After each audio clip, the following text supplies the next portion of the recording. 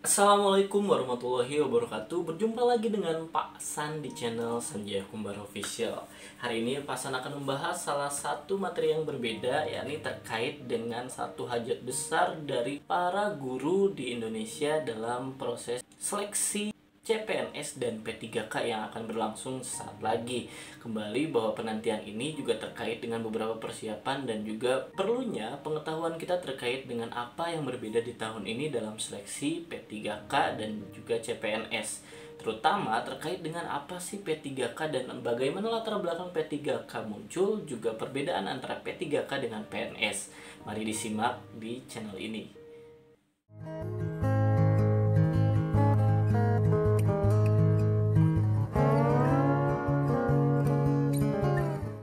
Dalam Undang-Undang Nomor 5 Tahun 2014 dijelaskan terkait dengan ASN atau Aparatur Sipil Negara.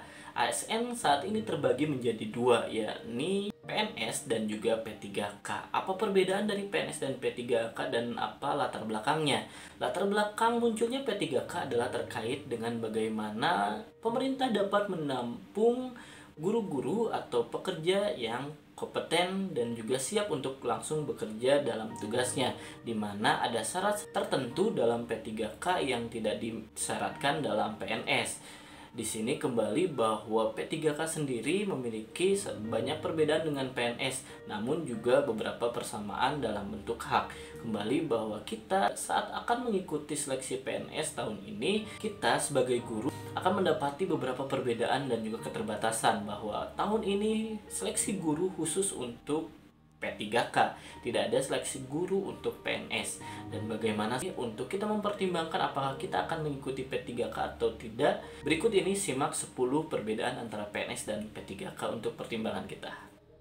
Yang pertama, PNS memiliki status pegawai tetap dan P3K dapat dikategorikan sebagai pegawai kontrak, di mana di sini adalah salah satu bentuk juga semi outsourcing yang telah dilakukan oleh pemerintah terhadap kita sebagai aparatur sipil.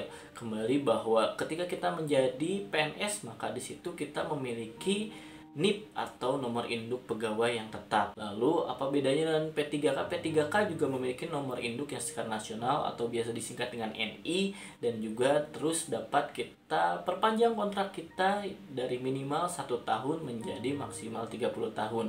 Dan ini pun masih dalam bentuk pembahasan ke depannya. P3K ini juga kita tidak harus khawatir terkait dengan pemutusan kontrak sepihak, karena terkait dengan perpanjangan kontrak pun adalah hasil dari kompetensi kita dan juga kedisiplinan kita dalam bekerja. Kembali bahwa P3K muncul untuk juga mendapatkan profesionalitas dari ASN sendiri. Ketika P3K muncul, maka diharapkan setiap ASN dapat bekerja sesuai dengan koridor dan juga dapat memaksimalkan segala potensinya, karena setiap tahunnya akan diadakan evaluasi kembali terkait dengan kinerja. Dari itu, kita sebagai P3K akan memiliki tuntutan lebih dalam profesionalitas kerja dan juga tuntutan terkait dengan bagaimana untuk menjalankan tanggung jawab dengan lebih baik. Lalu terkait dengan hak-hak. Hak-hak P3K dan juga PNS ada sedikit perbedaan, namun sangat sedikit perbedaannya. Di sini hanya satu poin perbedaan, yakni dalam jaminan pensiun.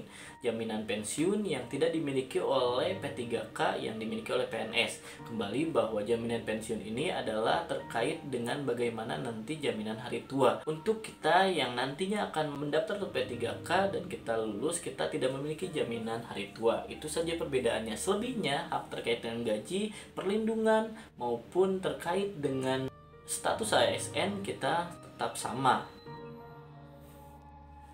Yang ketiga adalah terkait dengan status pangkat dan juga jabatan. Di P3K kita tidak memiliki itu, namun terkait dengan gaji dan penggolongan tetap ada, jadi jangan khawatir. Yang keempat, di PNS ada sistem mutasi atau pemindahan kerja, namun di P3K kita hanya mengabdi pada satu instansi dan tidak ada mutasi. Lalu, perbedaan yang kelima adalah di PNS ada batas umur 35 tahun maksimal untuk pendaftar. Saat tes di P3K kita hanya memiliki batas minimum yaitu 20 tahun untuk mendaftar, dan juga batas maksimumnya sangat luas, yakni maksimum 1 tahun sebelum usia pensiun.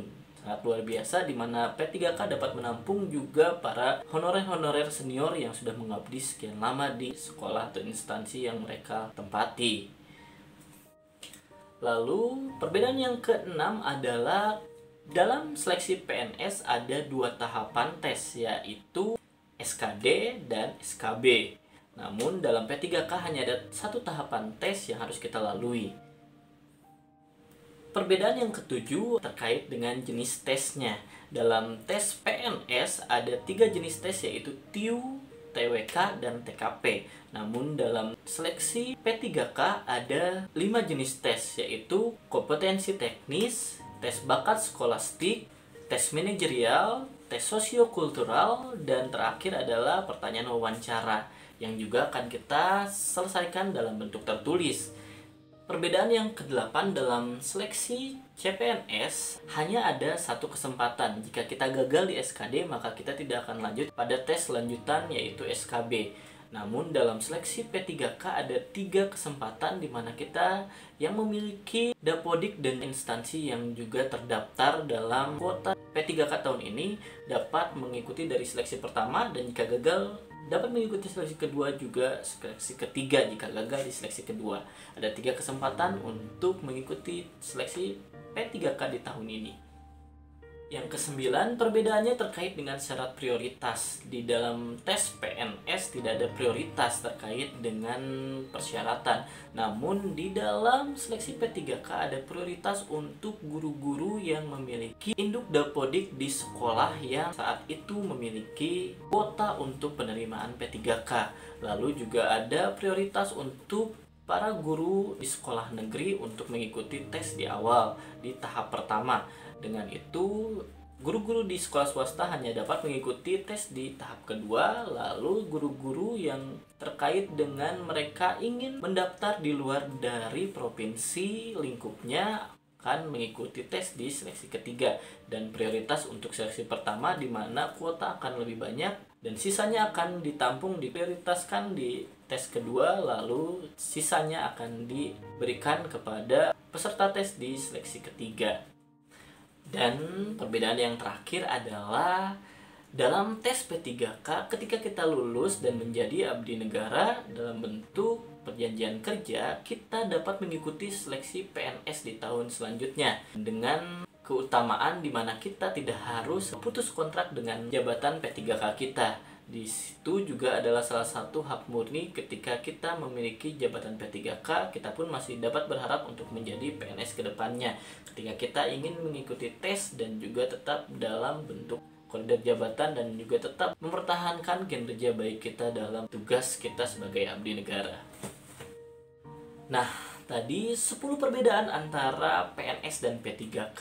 Kembali bahwa setiap rezeki dari pekerjaan yang kita dapatkan atau karir ke depan terkait dengan ikhtiar dan juga doa, dan juga sudah ada garis dari Allah terkait dengan apakah kita akan menuju ke jalur yang telah kita cita-citakan atau tidak. Kembali ikhtiarkan saja dari sekarang, mulai persiapan, dan juga yakini bahwa kita memiliki kapasitas untuk berada di sana ketika kita mau untuk berjuang.